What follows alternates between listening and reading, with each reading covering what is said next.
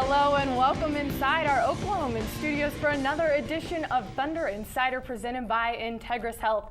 Joining me today in studio, 15-year NBA veteran and Thunder analyst Grant Long and Thunder play-by-play announcer Brian Davis. Guys, Chris Silva, he'll be joining us later, of course, but this week, what an awesome week of basketball. Very entertaining. These guys keeping us on the edge of our seats. 3 down to the wire finishes. Your impressions? I've seen better basketball, but I've not seen a more exciting brand of basketball over the last 3 games from the Thunder. It's been a thrill. I'll tell you something. I look at this team, and now we've just come back from 2 great foodie cities in New Orleans and Minnesota, so I got this on the brain. The Thunder is like this stew that's kind of simmering, and the players, the ingredients. But I got to give props to the chef. Scott Brooks very quietly passed 100 career victories in the win over New York. I loved what he said afterward. Didn't realize it until his son pointed it out to him in the car on the ride home because he was so focused on winning that night's game, and that's how it has got to be. Well, I think we'd be pretty hard-pressed to find someone at this point in time who hasn't seen or at least heard about the Thunder's buzzer beater against New York, referred to all week as the shot heard around the world. But in the very small chance you haven't seen or heard it, keep watching. This never gets old. 6.5 seconds remaining in regulation, and the Thunder's got a chance to win it with the last shot of the ball game. I wanted to, end the game with that last shot. At that point, he was 10 for 24. Most players would say, man, I'm having a tough game. I don't want to take the last shot. But he wanted it. I just asked Coach for it. He told me in the timeout, give me the ball. Not that I wasn't going to give him the ball.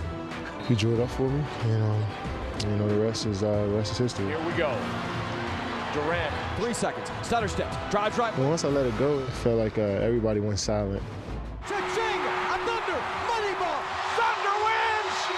Thunder wins on a buzzer beater by Kevin Durant! Once I snapped back into it, I really heard the crowd, and it was that's one of the all-time best feelings that I've had so far in this league. Kevin Durant, king of the NBA in scoring, reigns and drains the J. Bedlam at Oklahoma City Arena. The Thunder knock off the Knicks. He made a good play. That was a tough shot, but that's what winning basketball players do, make the right play.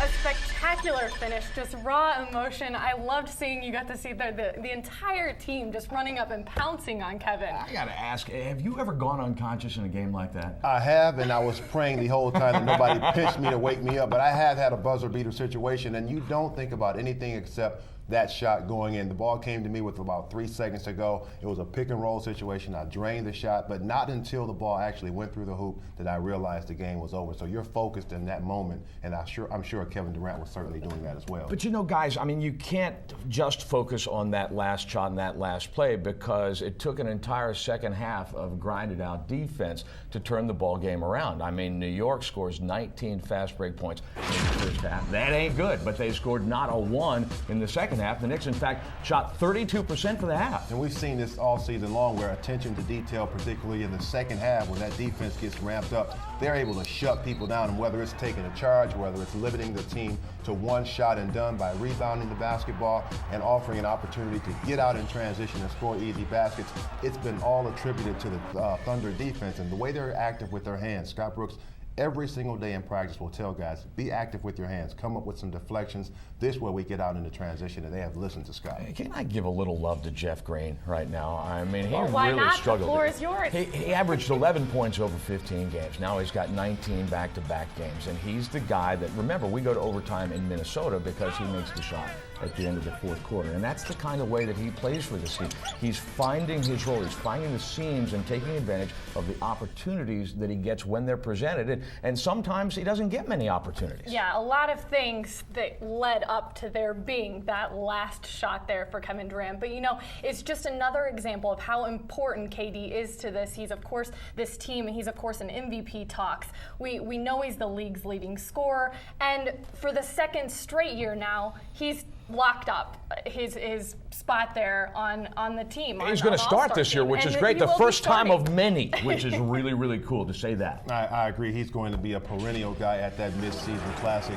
Kevin Durant should be a starter the rest of the way out, as far as I'm concerned. He's proven his wares, the way he can score the basketball with relative ease. He doesn't take anything away from his team as far as being a selfish player. He gets it in the continuity of his offense, and no player exemplifies a team player more than Kevin Durant does. This is a guy that can score at will if he wants to, but is more than happy to see his guys, his teammates, have just as much success as he has. 47 points at Minnesota ties his career high, ties Blake Griffin for an NBA scoring high this season. 18 rebounds ties his career high.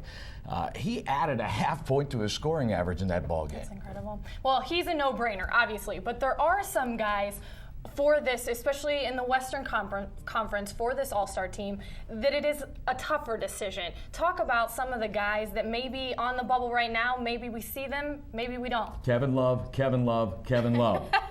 I like Kevin Love, but I'm torn between a team that's winning. You look at the way the Spurs are playing, they're best obviously in the NBA, Greg Popovich, the Western Conference coach.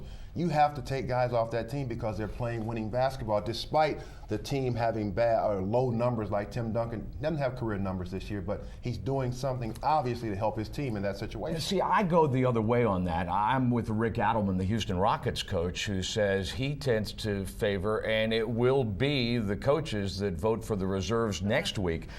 He favors the guys who are doing it night in and night out. And I mean, that game at Minnesota comes down basically to Durant for our team and Kevin Love for their team. And their teammates, of course, playing a role, but that was a shootout between two all-star caliber players. Now, kind of funking up this mix a little bit, and you mentioned it. The senior players like Duncan, they're going to get some more respect. It's harder for a younger guy to crack the lineup first time as a reserve. And I'll tell you something else you got to think about. Where's this game being played? Los Angeles. Who's playing in Los Angeles? Blake Griffin. So, and now if it's between the two of those guys, Griffin and Love, that's a very, very difficult choice. But look at this. You say Griffin and Love, but in LA, you have to put Lamar Odom in this mix. He's having a phenomenal season and they're winning. So you talk about Kevin Love, yeah, good season, but they're not winning. Blake Griffin, great season, but they're not winning. Another you have guy to take that one of those Lakers. Another guy that could be left off. It's a tough decision. All I know. Well, and we're talking the 4-5s here. Let's don't even start on the point guards. Right. You know, with Westbrook and Nash and Darren Williams and Jason Kidd and Chris Paul. Yeah, exactly right. Who do you leave off that? Exactly. A tough decision. I'm glad we're not the ones making it. I'm glad I'm just the one that'll get to watch it.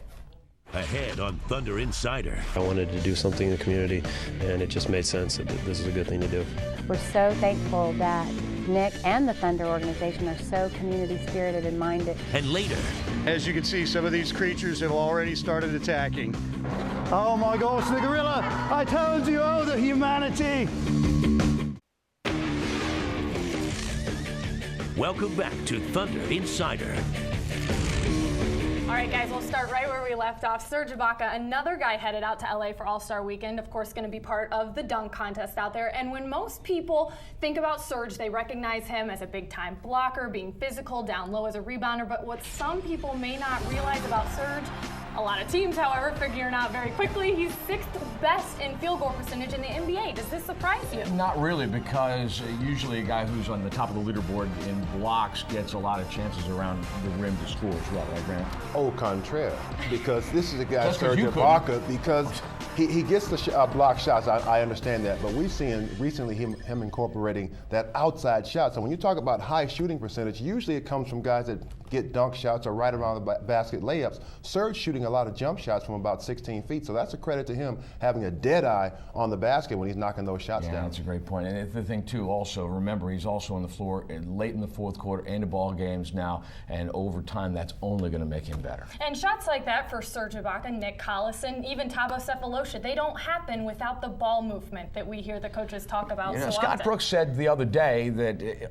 the great thing about his basketball team is that all 5 guys on the floor can score, and you do that when you move bodies, you move the ball, you pull the defense apart, and you create seams at any given place where any given guy has the chance. Well, continuity in the offense helps all 5 guys on the floor. And here's my take on that. Give me 5 guys that understand how to play well together, and you're going to beat most teams on most nights that have 2 or 3 guys that are considered the superstar players. those 5 guys will beat those guys on a regular basis. And the Thunder talks all the time, Kelly, about the concept of the hockey assist. Only the last guy who touched it before the guy who scores gets the assist. In hockey, the last 2 guys do. Well, there are a lot of hockey assists going on with the Thunder, too, and they are totally bought into that. Absolutely. I hear you both bring it up. The court vision seems to have really improved as of late for this team. We saw Nick Collison in some of that video, and he's one of those guys willing to do the dirty work, sacrificing his body nightly, but he's not just an unselfish player. That's who he is as a person. And earlier this week, he exemplified that by making a personal donation to Special Care, a facility that works with special needs children. Nick visited Special Care earlier in the year, and during his time there made a very personal connection that inspired him to make a contribution that will have a lasting impact. I wanted to do something in the community, and it just made sense that this is a good thing to do. Special Care is an organization that serves children ages 6 weeks up to 6 years in our all-day program and up to the age of 21 in our after-school program. Most, 2/3 of the children that we serve have some kind of disability or impairment of some kind. Oh, this is awesome. We're gonna have to frame this. I was especially touched by this place. I think the work I saw that the employees do here, I was really impressed with the people, and it's a really versatile program. There's a lot of kids with a lot of different special needs here. They do after-school programs. They deal with everyone from toddlers up to 21-year-olds. We're so thankful that Nick and the Thunder organization are so community-spirited and community-minded, and that they're here not only to provide great entertainment and a wonderful reason to come together as a community, but they help individuals in the community as well. It means a lot. I just felt like they're doing a lot of really good, positive work, and I think a lot of families rely on a place like this to help them raise their children and help them, overcome some obstacles, and it's just, I was just really touched. We thank you so much.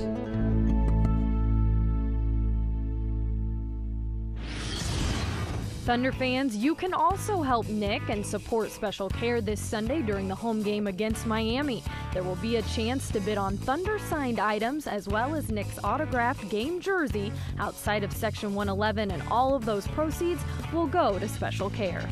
Ahead on Thunder Insider. I am going to dribble from OKC to Tulsa. It's 130 miles. Welcome back to Thunder Insider. Well, after kicking off the month of January with 11 straight wins, the Tulsa 66ers now sit atop the D-League standings. Much of the team's success can be attributed to second-year head coach Nate Tibbetts, who is setting the tone and doing something that's always been in his blood. I always kind of knew I was going to be a coach. My dad was a high school girls coach for 33 years, and ever since I remember I was a little kid, I would be running down basketballs at his practice or wiping up the floor. And he's energetic. He's always ready every day. Just always coming with juice, always coming with energy, not the coach effort. 5 total. Elbow. I played point guard growing up, and I always kind of tried to pride myself on being a coach on the floor, and it's something that I always wanted to do and dreamed of doing, and to be here in Tulsa is a dream come true. And then offensively, you're doing a hell of a job sharing the basketball side to side. Okay, keep remembering that. He's the type of person that you just come to and talk to about any problems that you have on and off the court. He's a player's coach.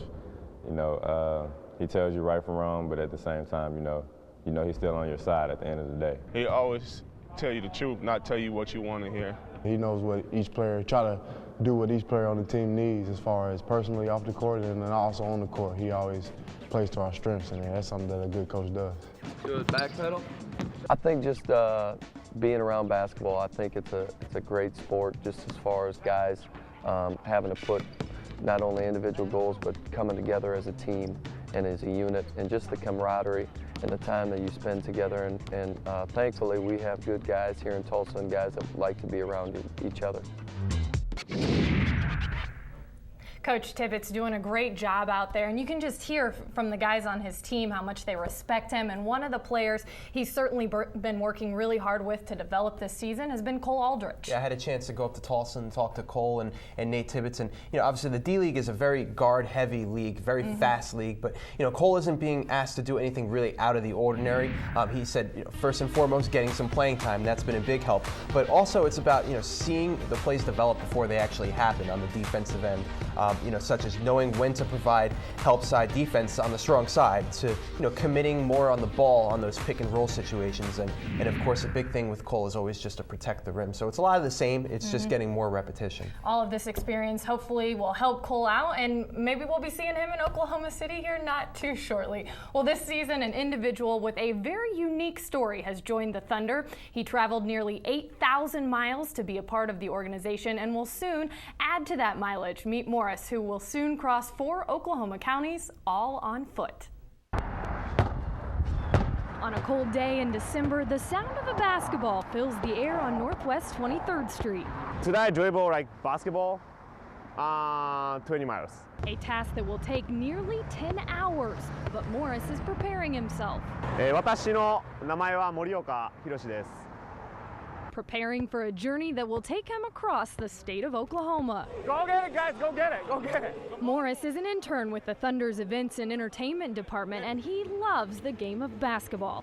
So much so that he traveled from his home in Japan to the Sooner State to learn more about an NBA franchise. Great effort, great effort, great effort. Yeah. The 26-year-old wanted more people in Japan to take notice of the game of hoops, so he decided to dribble a basketball for 2 straight weeks. 300 miles in 14 days. His plan worked as he received a ton of media coverage for his stunt. Now Morris is at it again, only this time to bring more attention to the Thunder and Tulsa 66ers. 130 miles in 5 days. In February. In February. Is it cold here? Yes. I'm new here. Is it cold? Well, I don't know, but anyway. With a good sense of humor and a strong will, Morris will take a 5-day trip up Route 66 to deliver the game ball for the Tulsa 66ers home contest on Friday, February 4th. I love it. It's pretty fun. Sometimes I could make a conversation with the people who walk around. Hey, what are you doing? I'm dribbling like 20 miles.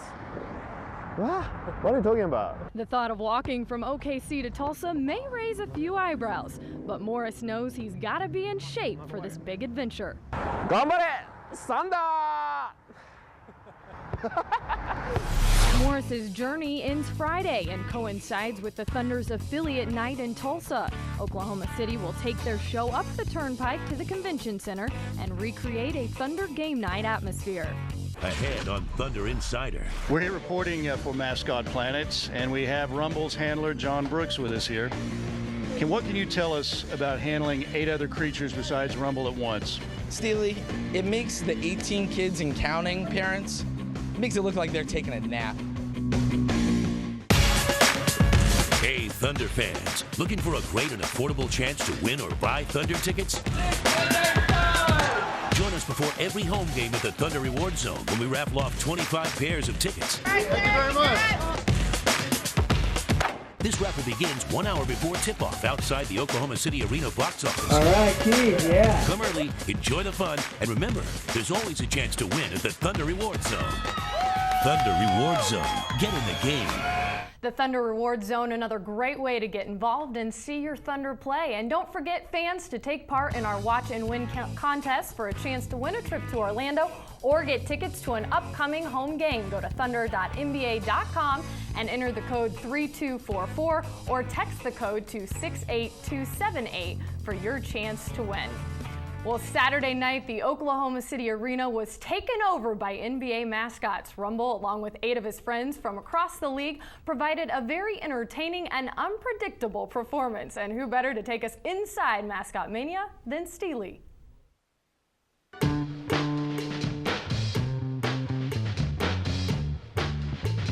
We're here reporting for Mascot Planet, and we have Rumble's handler John Brooks with us here. What can you tell us about handling 8 other creatures besides Rumble at once? Steely, it makes the 18 kids and counting parents, it makes it look like they're taking a nap. Oh, yes, fascinating. There you see how these creatures get so fired up and fueled up for their performance. Fruits, vegetables, and the very latest energy drinks.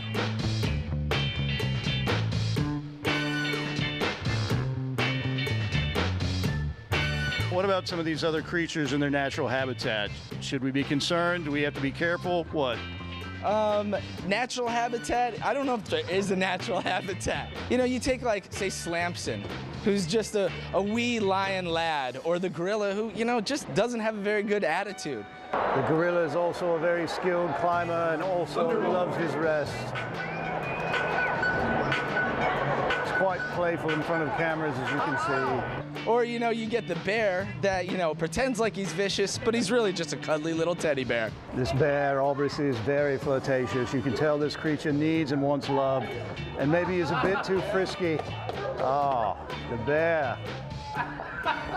Okay, bear, that's enough. Yeah, good time? Yeah. You liked them all? What did you think? What are the coolest mascots over there? Which ones did you like? Rumble.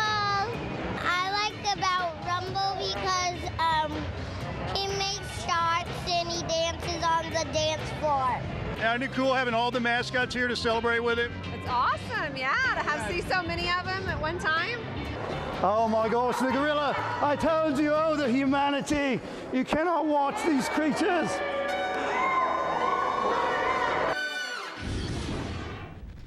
They always know how to have a good time, but you know, we saw Steely earlier try to do some of those dunks and stuff, and it's a lot harder than those guys make it look, especially in those big costumes and everything. Yeah, I don't understand what the binoculars was all about.